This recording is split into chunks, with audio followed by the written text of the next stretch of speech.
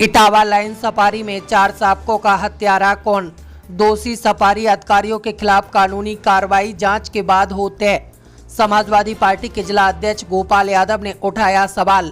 Samajwadi party कार्यालय पर press वार्ता कर सफारी प्रबंधन पर उठाए सवाल। 6 जुलाई को पहला शावक पैदा हुआ, उसके बाद कुल 5 शावक पैदा हुए, लेकिन 4 की मृत्यु हो गई। गोपाल यादव ने कहा, 4 शावकों की मौत के बाद भी सफारी अधिकारियों के चेहरे पर कोई दुख नहीं है।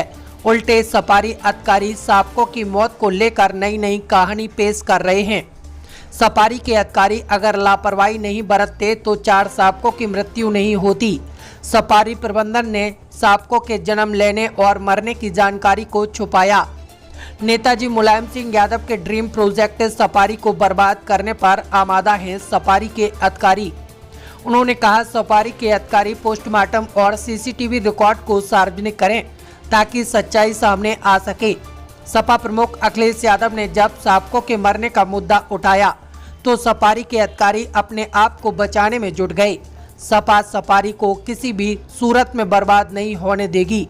अगर जरूरत हुआ तो लोकतांत्रिक तरह से विरोध किया जाएगा। हमने ऐसा बताया कि उत्तर प्रदेश में भारतीय जनता पार्टी की सरकार बने हुए लगभग 6.5 साल होने को, और इन 6.5 सालों में कोई काम ऐसा नहीं किया पूरे जनपद में भारतीय जनता पार्टी की सरकार ने, जैसे तो कह सके कि हाँ इन्होंने हमने ये काम किया।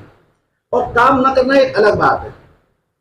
जो व्यवस्थाएं पहले से चल रही हैं, जो बड़ा इंफ्रास्ट्रक्चर हमारे सरकार के समय का बना हुआ है, उस इंफ्रास्ट्रक्चर को भी बर्बाद करने का काम इस सरकार ने किया है। हम बात करें लॉयन सफारी की। लॉयन सफारी अपने आप में इतना बड़ा प्रोजेक्ट है कि आप लोग भी समझ नहीं पा रहे हैं कि कितना बड़ा प्रोजेक्ट है वो। और उस लॉयन सफारी को जिसको नेताजी ने नींव रखी थी, जिसकी 2003 की सरकार के समय में बनाने की, और उसके बाद में जब माननीय अखिलेश सिंह मुख्यमंत्री बने 2012 में, तब उस समय ये लॉयन सफारी पूरा हुआ। ये अपने आप में मतलब आप समझ लीजिए इटावा जनपद वासियों के लिए कल्पना का ही विषय हो सकता था, ये इतना बड़ा प्रोजेक्ट आया और वहां पर लगातार लापरवाही की जा रही है। अभी 4 शावकों की मृत्यु हो गई, वहां किसी की कोई जिम्मेदारी निर्धारित की गई। और आपको हम बताया कि 6 तारीख को लॉयन सफारी प्रबंधन ने एक प्रेस रिलीज जारी की, 1 शावक की जन्म की। उसके बाद 11 तारीख को एक प्रेस रिलीज जारी की, उसमें भी 1 शावक की जन्म की बात थी। इस बीच में 3 शावकों की मृत्यु हो गई, तो वो बताया ही नहीं, ना उनके पैदा होने का बताया, ना मरने का बताया। और तो और बिल्कुल चुपचाप मानकों के विपरीत, नियमों के विपरीत उन शावकों का पोस्टमार्टम इटावा में करवा दिया, जबकि उनका पोस्टमार्टम IVRI बरेली में होना चाहिए था। आज तक नहीं हुआ इससे पहले, और उसके बारे में कोई सूचना नहीं दी गई। लेकिन जब ये समाचार बाहर आ गया, हमारे राष्ट्रीय अध्यक्ष जी ने जब इसके बारे में इस मामले को उठाया, तब सफारी प्रबंधन को इस बारे में बताना पड़ा।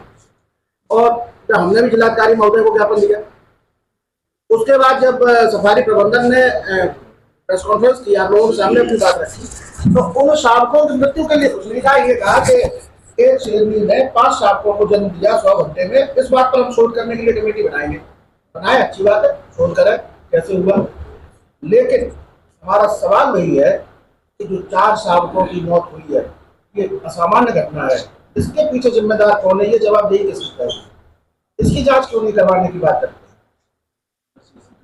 भाई CCTV लगे हुए, जब शेरनी के बच्चे पैदा हुए होंगे उस समय के CCTV फुटेज होंगी, सार्वजनिक कर दें। पोस्टमार्टम की रिपोर्ट जो आई होगी वो सार्वजनिक कर दें। बताया जा रहा है कि उस शेरनी ने अपने बच्चे को खा लिया, आपने इतना मौका क्यों दिया? लापरवाही किसकी है इसके पीछे?